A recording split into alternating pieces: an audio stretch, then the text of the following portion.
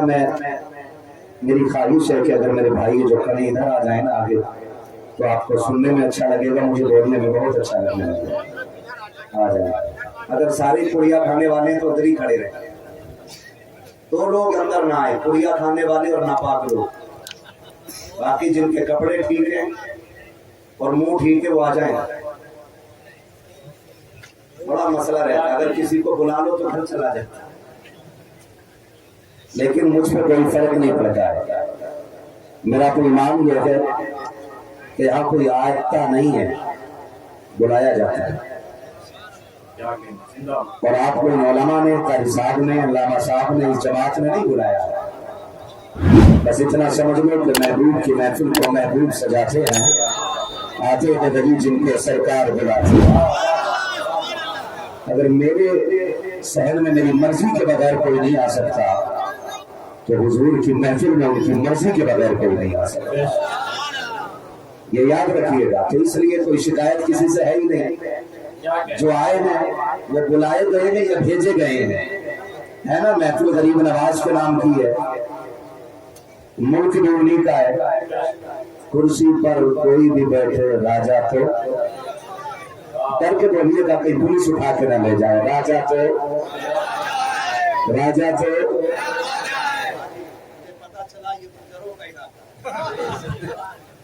یہ تو بڑی لیڈر قوم ہوتی ہے بھائی، بہادر قوم ہوتی ہے، یہ بہادر قوموں میں اس کا ذکر آتا، تو پھر ایسے کیوں بول رہے ہیں کہ کہیں دم نہ نکل جائے۔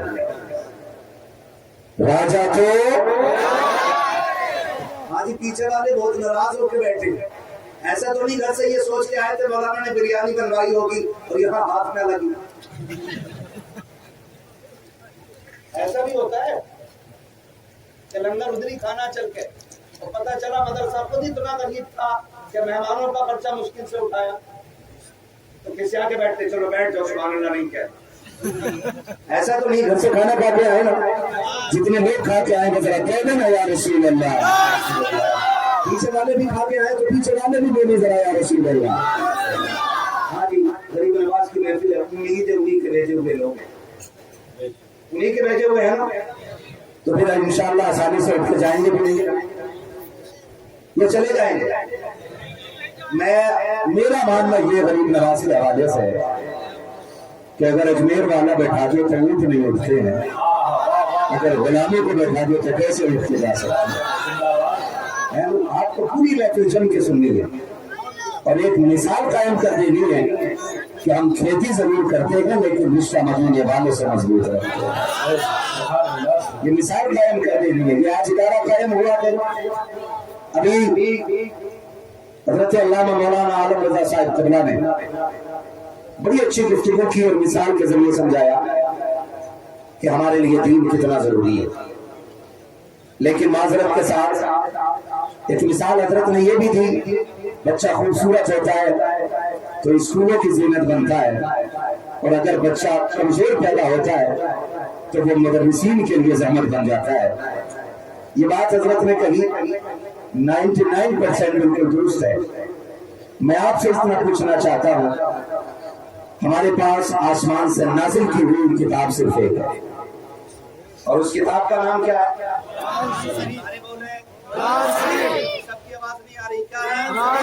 اس کتاب کا نام کیا ہے؟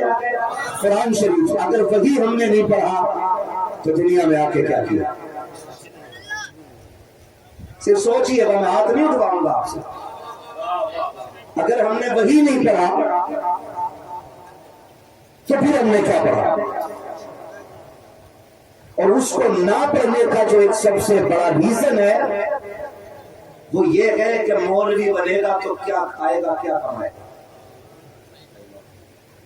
یہ سب سے بڑا ریزن جو عام کے بیچ میں رہتا ہے۔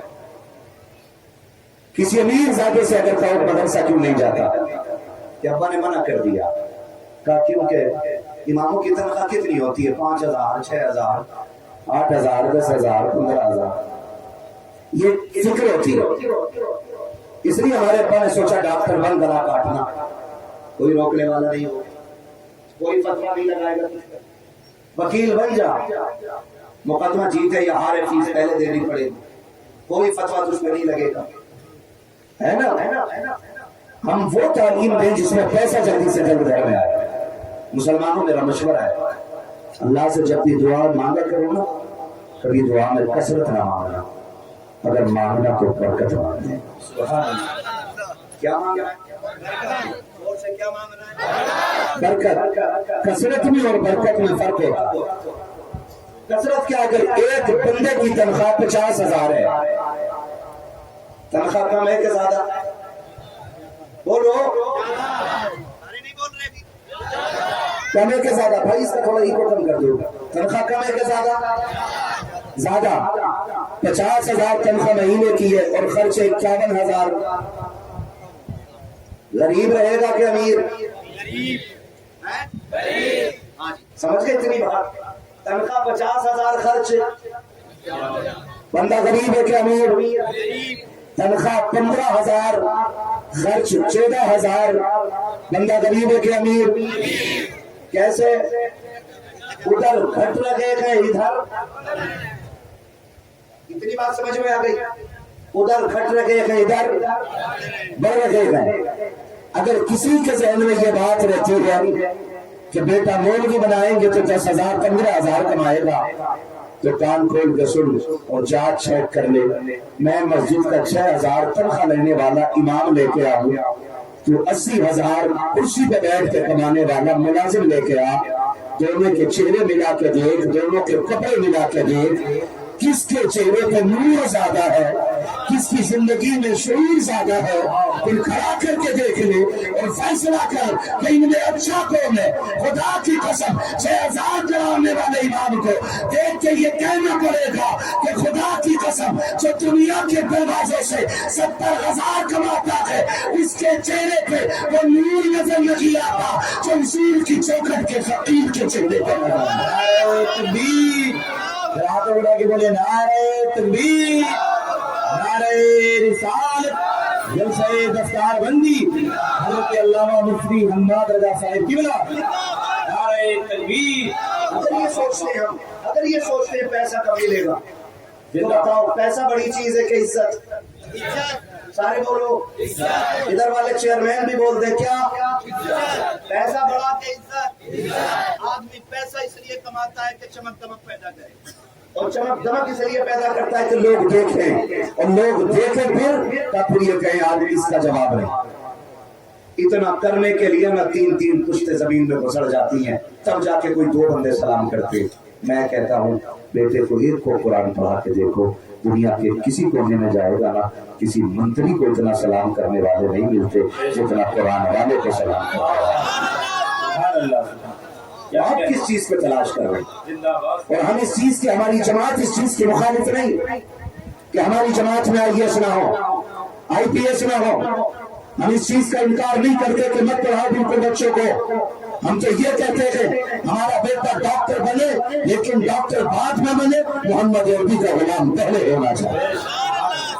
ہماری یہ فکر رہتی ہے کہ ہمارے بچے کو دین آنا چاہیے، ہمارے بچے کو قرآن آنا چاہیے. بات کڑوی ہوتی ہے، کلیجے پھٹ جاتے ہیں، برداشت نہیں ہوتا. لوگ کہتے ہیں مولویوں کو حسد ہوتا ہے، شاکب حسد نہیں ہوتا ہے. ہم نے ڈاکٹریٹ کے اندر کی زندگی دیکھی ہے. ابھی کچھ دن پہلے میرے قریبی رشتے دار کی بات ہے، انتقال ہوئے 24 گھنٹے سے زیادہ ہو گئے تھے. وینٹیلیٹر پہ رکھ کر کے اس کو سانسیں جڑائی جا رہی تھی، صرف اس لیے کہ پیسہ زیادہ سے زیادہ لوٹا جا سکے. میں پوچھنا چاہتا ہوں ایسی تعلیم پہ لعنت بھیجتے ہیں جو انسانیت کا جنازہ نکالتے، ہمیں ایسی فکر کو ٹھوکر مارتے ہیں جو غریبوں کا پسینہ نچوڑ کے رکھ دے. اسلام ہمیں اس کی اجازت نہیں دیتا ہے، کسی کا ہاتھ مارنے کی اجازت اسلام نہیں دیتا ہے، دھوکہ دینے کی اجازت اسلام نہیں دیتا ہے کہ 3 دن تک 72 گھنٹوں تک لاشوں کو مشینوں میں رکھے. اس لیے زندہ نہیں رکھا جاتا کہ پیسہ زیادہ سے زیادہ دھویا جا سکے، زیادہ سے زیادہ پیسہ لوٹا جا سکے. میں کہتا ہوں ڈاکٹر بعد میں بناؤ، حضور کا غلام پہلے بناؤ. اس لیے کہ اگر ڈاکٹر کی کرسی پہ بیٹھنے والا محمد عربی کا غلام ہوگا تو دوا بعد میں دے گا، درود پہلے پڑے گا. دوا میں شفا ہو نہ ہو، مدینے والے کی درود میں شفا پہلے. نعرہ تکبیر. ہاتھوں آگے بولے، آگے سے پیچھے تک. نعرہ تکبیر، نعرہ رسالت. خطیب اعظم ہندوستان حضرت علامہ مفتی حماد